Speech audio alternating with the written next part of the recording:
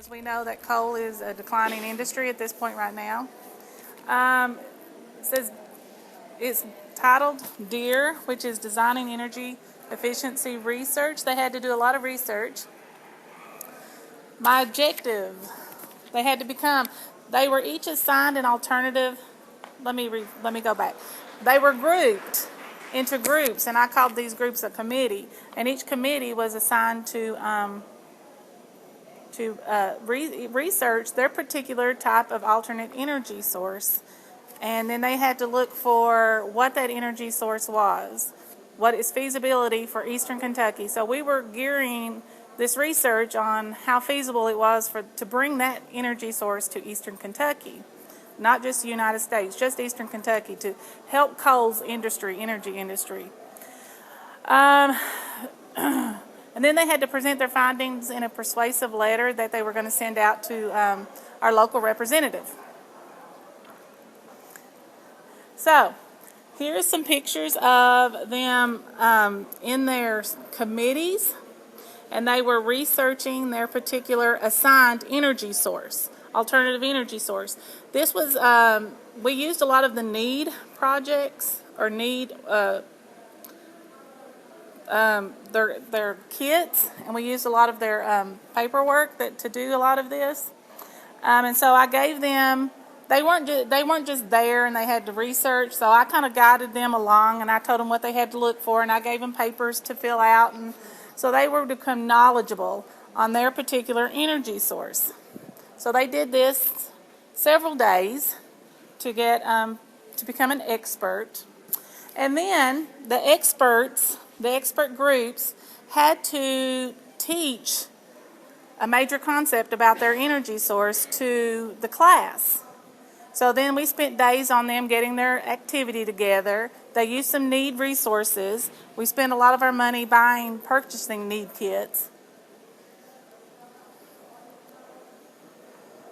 Okay, so here's some pictures of them performing their activities to the class. So if you can tell, this one, they're actually building a human solar panel.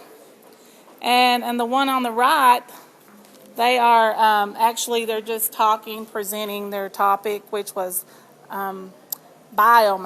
It was hard to find an activity for them to do on biomass for the kids, so they just kind of gave a lecture presentation.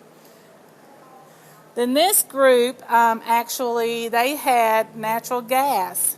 So they are actually showing the class.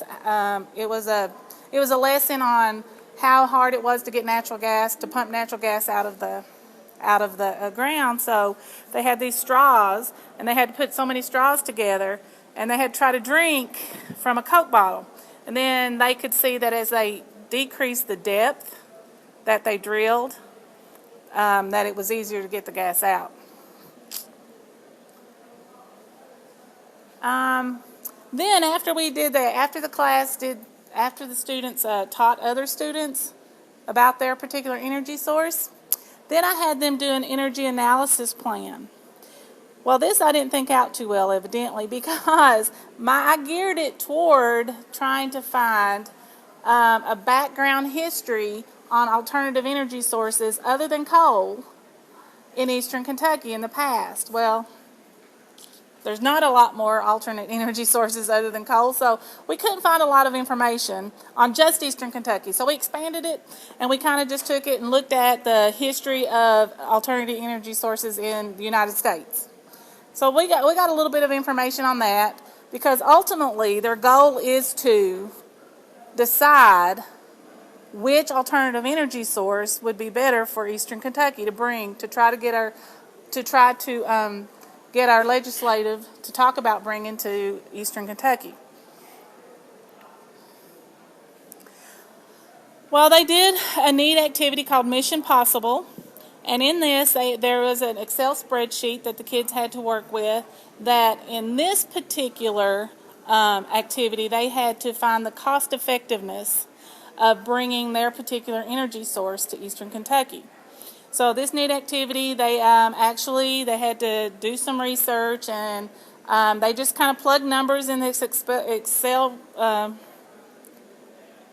document, and it told them how much it would cost, how much their energy would cost if per kilowatt or whatever it was. It told them everything they needed to know.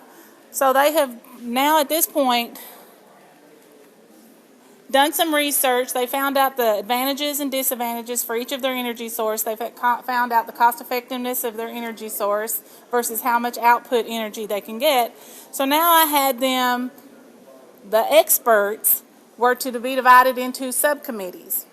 So there was one expert for each energy source per committee. And then once they got in their subcommittees, they had to present their findings to the rest of the subcommittee. And then at the end, and here they are in their subcommittees, at the end, their subcommittee had to decide which alternative energy source do we want to bring to Eastern Kentucky. So I have a little video, but it's not embedded in there. There was supposed to be a video embedded. Okay, so that's okay. I had a little video of the kids discussing, and I was really surprised because at this point, the kids did a lot of their own learning. I didn't really step in and tell them anything about an energy source. They did their own learning. So I was like, I don't know what I'm going to end up with, when I get to these subcommittees and I'm going around and I'm listening to them talking. I was just like floored. I really was. And so I had a little video clip, but I'm sorry it didn't embed in there evidently. Was it made on Windows? Yes. We've learned that it won't play on that, on the PowerPoint. Yeah, it was Windows. So I was just going to give you a little, anyway, I had another teacher come in during this time, and she was like, wow. And I was like, I know. So it turned out really good because I have a problem letting go of the control of the classroom. And so this was a big learning experience for me, also along with the kids.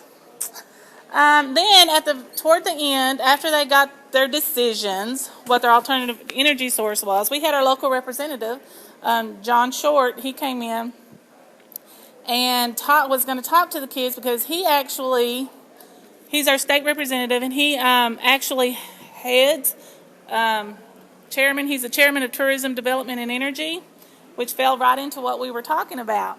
So, he was actually telling the kids that in his committee, they're actually talking about alternative energy sources for Eastern Kentucky. And I think he told me it was mostly solar that they were looking at, and which was funny because I had 3 different subcommittees, and only one of them chose solar as an alternative energy source. And then at the very end, basically what they did is they wrote a persuasive letter to John Short. They wrote a persuasive letter, and I have some samples here if anybody would like to look at them. To try to persuade him to bring to his committee their particular energy source. And then we still have a little bit of money left over, so my next plan is, if I can, we're going to try to visit an alternative energy source plant. I'm not sure if there's anything local because I've not done a lot of research on it yet. And if not, we'll just go to a coal-powered, energy plant. That's it. Anybody have any questions? Yeah.